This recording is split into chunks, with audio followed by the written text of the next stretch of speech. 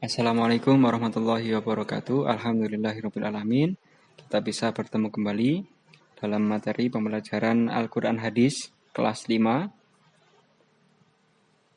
yang kemarin sudah kita pelajari, yaitu kita sudah membaca dan mengartikan. Setelah itu kita akan mengetahui apa sih isi pokok kandungan dari surat Al-Kafirun itu. Mari kita belajar bersama-sama. Surat Al-Kafirun terdiri dari 6 ayat dan merupakan surat ke-109 dalam Al-Quran. Surat ini diturunkan sesudah surat Al-Ma'un dan tergolong surat Makkiyah. Apa itu Makkiyah? Makkiyah adalah surat yang turun sebelum Nabi Muhammad hijrah ke Madinah. Dan surat Al-Kafirun itu diambil dari kata Al-Kafirun yang terdapat pada ayat pertama, yang berarti orang-orang kafir. Kemarin kalian sudah membaca, kemudian mengartikannya. Baik, untuk selanjutnya kita akan memahami isi pokok kandungan surat Al-Kafirun. Apa sih penyebab surat Al-Kafirun itu diturunkan? Sebab turunnya surat Al-Kafirun adalah untuk menolak usulan kaum kafir Quraisy. Orang-orang kafir Quraisy sangat cemas melihat perkembangan dakwah Nabi Muhammad SAW yang begitu pusat. Mengetahui hal itu, mereka senantiasa berusaha menghalangi dakwah Nabi dengan berbagai cara dan bujukan, bahkan menggunakan hinaan dan ancaman. Tapi Nabi Muhammad SAW tidak pernah takut, bahkan pengikut Nabi Muhammad terus bertambah. Seperti halnya Nabi Muhammad pernah diludahi oleh orang kafir Quraisy, kemudian dilempar kotoran dan lain sebagainya. Tapi bagaimana sifat Nabi Muhammad? Bagaimana sikap Nabi Muhammad? Nabi Muhammad tetap sabar, tetap tegar menghadapi semua itu.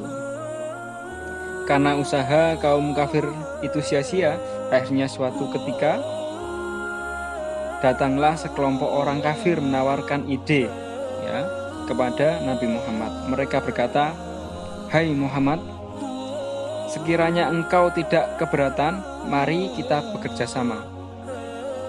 Orang kafir Quraisy ini berdatangan kepada Nabi Muhammad, menawarkan kepada Nabi Muhammad. Apa yang ditawarkan? Suatu saat engkau dan pengikut-pengikutmu menyembah Tuhan kami, dan saat yang lain kami menyembah Tuhan engkau. Jadi waktu itu orang kafir Quraisy ini meminta kepada Nabi Muhammad agar kaum Nabi Muhammad mau menyembah apa yang disembah oleh orang kafir itu, kemudian gantian orang kafir menyembah apa yang disembah oleh umat Nabi Muhammad. Sekiranya ada satu kebaikan dalam agamamu, berarti kami turut menikmati. Demikian juga sebaliknya, sekiranya di dalam agama kami ada kebaikan, engkau dan pengikutmu juga dapat merasakan kebaikan itu. Orang kafir Quraisy yang mengusulkan hal tersebut antara lain adalah Al-Walid bin Mughirah, Aswad bin Abdul Muthalib, dan Umayyah bin Khalaf. Mereka adalah tokoh-tokoh kaum kafir Mekah yang selalu menolak dan menentang ajaran yang dibawa oleh Nabi Muhammad SAW. Ya, jadi seperti itu, Nabi Muhammad dimintai agar kaumnya menyembah apa yang disembah oleh orang kafir, kemudian bergantian.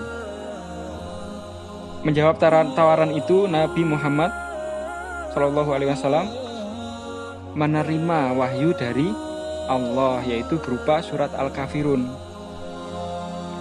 Beliau membacakan seluruh ayat surat Al-Kafirun tersebut di hadapan orang-orang kafir yang sedang berada di Masjidil Haram.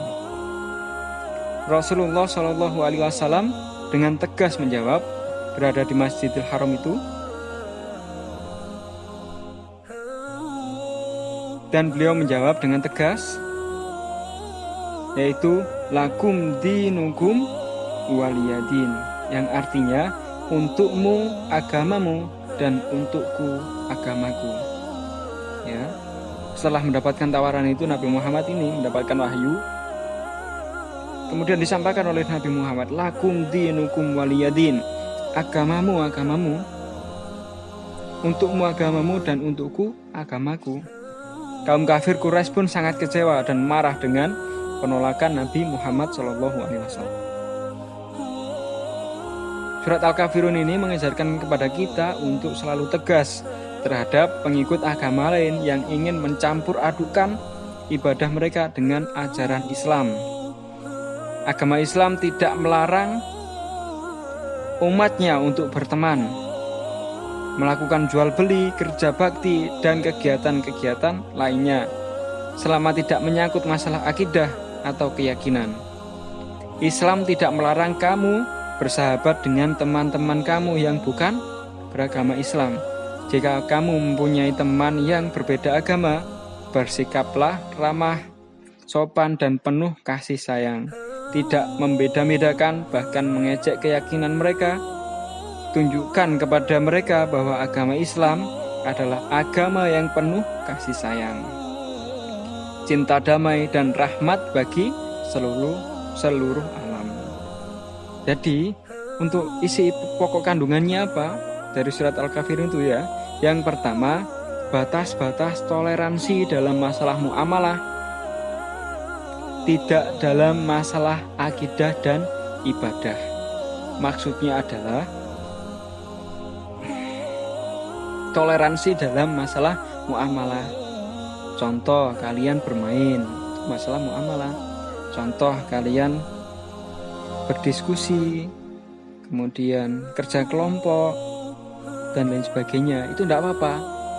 Tetapi kalau dalam hal akidah maupun ibadah, kalian diajak ke tempat ibadah mereka untuk melakukan ibadah yang mereka lakukan, itu yang tidak boleh. Ya. Yang kedua, tidak boleh mencampur adukan masalah akidah dan ibadah. Yang ketiga, tidak boleh mengikuti tata cara ibadah agama lain. Sama kalian punya teman beda agama, kemudian kalian diajak main ke tempat mereka, dan mereka sedang beribadah, kalian lihat dan kalian lakukan, itu sangat dilarang oleh agama Islam. Tetapi ya kalau hanya sekedar kerja kelompok, kemudian bermain, main di rumah dan lain sebagainya, tidak apa-apa. Tapi harus tahu batasannya. Ketika kalian sudah waktunya ibadah, ya, jangan sampai kalian hanyut di dalam kegiatan tersebut kemudian mengikuti mereka. Yang keempat, toleransi hanya boleh dalam bidang sosial antara umat beda agama. Bidang sosial itu apa?